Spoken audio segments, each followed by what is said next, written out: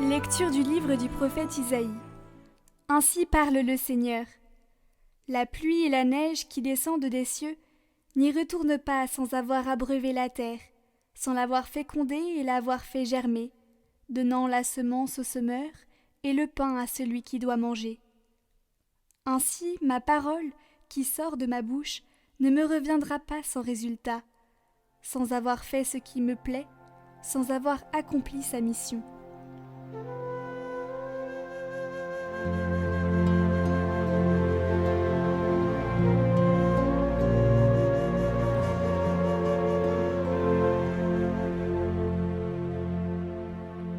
Tu visites la terre et tu l'abreuves, Seigneur. Tu bénis les semailles. Tu visites la terre et tu l'abreuves. Tu la combles de richesses. Les ruisseaux de Dieu regorgent d'eau. Tu prépares les moissons.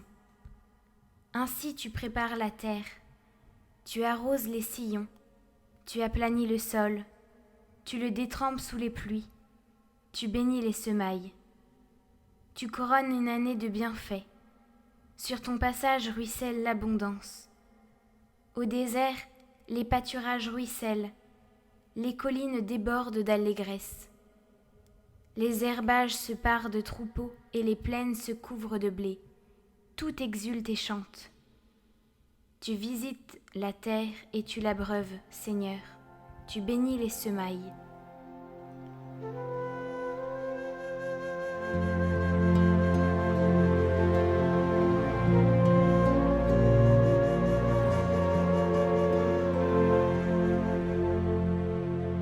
Lecture de la lettre de saint Paul apôtre aux Romains. Frères, j'estime qu'il n'y a pas de commune mesure entre les souffrances du temps présent et la gloire qui va être révélée pour nous. En effet, la création attend avec impatience la révélation des fils de Dieu. Car la création a été soumise au pouvoir du néant, non pas de son plein gré, mais à cause de celui qui l'a livrée à ce pouvoir. Pourtant, elle a gardé l'espérance d'être, elle aussi, libérée de l'esclavage, de la dégradation, pour connaître la liberté de la gloire donnée aux enfants de Dieu. Nous le savons bien, la création tout entière gémit. Elle passe par les douleurs d'un enfantement qui dure encore. Et elle n'est pas seule. Nous aussi, en nous-mêmes, nous gémissons. Nous avons commencé à recevoir l'Esprit Saint, mais nous attendons notre adoption et la rédemption de notre corps. Alléluia, Alléluia, Alléluia, Alléluia, Alléluia, Alléluia, Alléluia.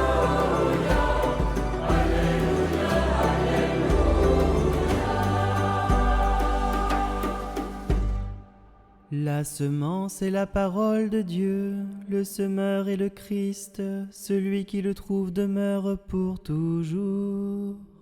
Alléluia, Alléluia, Alléluia, Alléluia, Alléluia, Alléluia, Alléluia.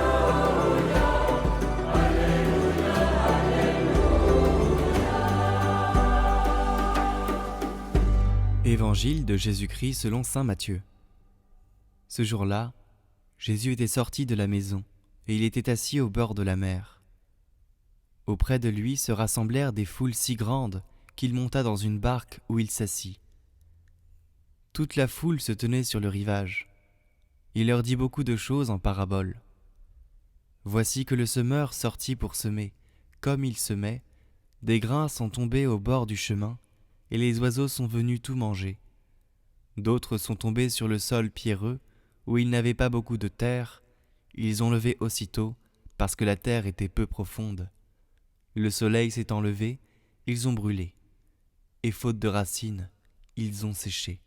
D'autres sont tombés dans les ronces. Les ronces ont poussé et les ont étouffés. D'autres sont tombés dans la bonne terre, et ils ont donné du fruit, à raison de 100 ou 60 ou 30 pour un. Celui qui a des oreilles, qu'il entende. Les disciples s'approchèrent de Jésus et lui dirent : « Pourquoi leur parles-tu en paraboles ?» Il leur répondit : « À vous, il est donné de connaître les mystères du royaume des cieux, mais ce n'est pas donné à ceux-là. À celui qui a, on donnera, et il sera dans l'abondance. À celui qui n'a pas, on enlèvera même ce qu'il a. Si je leur parle en parabole, c'est parce qu'ils regardent sans regarder, et qu'ils écoutent sans écouter ni comprendre.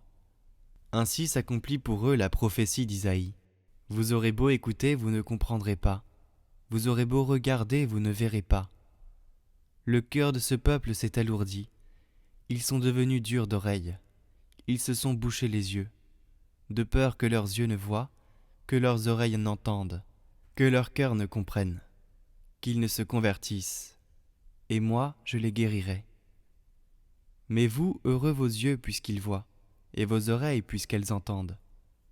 Amen, je vous le dis, beaucoup de prophètes et de justes ont désiré voir ce que vous voyez, et ne l'ont pas vu, entendre ce que vous entendez, et ne l'ont pas entendu. Vous donc, écoutez ce que veut dire la parabole du semeur. Quand quelqu'un entend la parole du royaume sans la comprendre, le mauvais survient, et s'empare de ce qui est semé dans son cœur. Celui-là, c'est le terrain ensemencé au bord du chemin.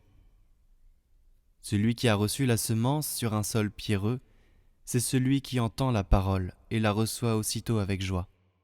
Mais il n'a pas de racine en lui. Il est l'homme d'un moment. Quand vient la détresse ou la persécution à cause de la parole, il trébuche aussitôt. Celui qui a reçu la semence dans les ronces, c'est celui qui entend la parole. Mais le souci du monde et la séduction de la richesse étouffent la parole qui ne donne pas de fruits. Celui qui a reçu la semence dans la bonne terre, c'est celui qui entend la parole et la comprend. Il porte du fruit, à raison de 100, ou 60, ou 30 pour un.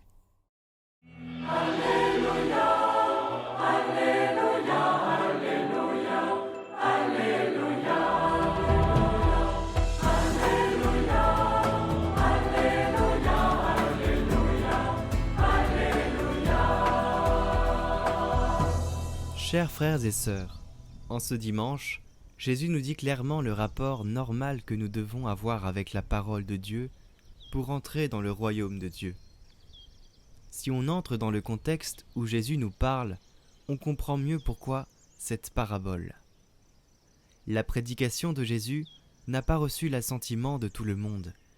Beaucoup croient en lui, mais plusieurs autres doutent encore ou font carrément opposition par orgueil. Le Christ le sait, mais poursuit quand même son œuvre de rédemption, car il est le semeur qui sème tout le temps et partout, afin de récolter davantage. Il ne se laisse pas décourager par les oppositions et les adversités féroces. Le cœur de l'homme est dur et ne peut accueillir la parole que s'il est ouvert à l'Esprit Saint, et s'abandonne à la providence. C'est celui qui est la parole même qui rend fertile le cœur, qui s'abandonne et lui fait confiance. La parole s'adresse à tous, sans distinction. Pour être cette terre fertile, il faut accueillir la révélation de Dieu en Jésus-Christ et laisser tomber nos convictions d'hommes qui nous éloignent de l'essentiel. C'est encore l'occasion pour chaque chrétien catholique de faire le point sur son rapport avec la parole. As-tu une Bible ? Combien de fois la lis-tu dans l'année ? Pour chercher à comprendre une parole, il faut d'abord la lire, être en contact avec elle. Plaise à Dieu que chacun de nous donne la place qu'il faut à la parole de Dieu dans sa vie. Le chrétien doit puiser toute sa force dans la Sainte Trinité. Alors, il pourra résister quand viendront les vents contraires pour lui arracher sa foi en Dieu, un et trine. Tenir bon à tout moment est la caractéristique de celui qui aime Dieu et veut toujours faire sa volonté. Dieu vous bénisse.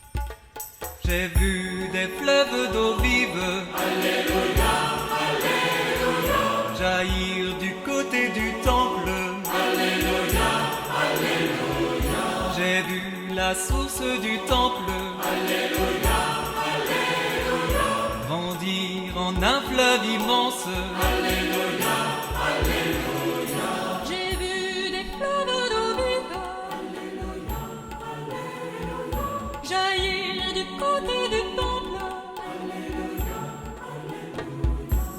Aïe, saw water flowing. Alleluia, alleluia. From the right side of the temple. Alleluia, alleluia. It brought God's life and salvation. Alleluia, alleluia. The people praise with joy. Alleluia, alleluia. Tous ceux que lavent l'eau vive, Alleluia, alleluia. acclament et chantent ta gloire. Tous ceux que lave l'eau vive, Alléluia, Alléluia, acclament et chantent ta gloire. Alléluia, Alléluia, Ton cœur, Jésus est la source, Alléluia, Alléluia, d'où coule l'eau de la grâce. Alléluia, Alléluia.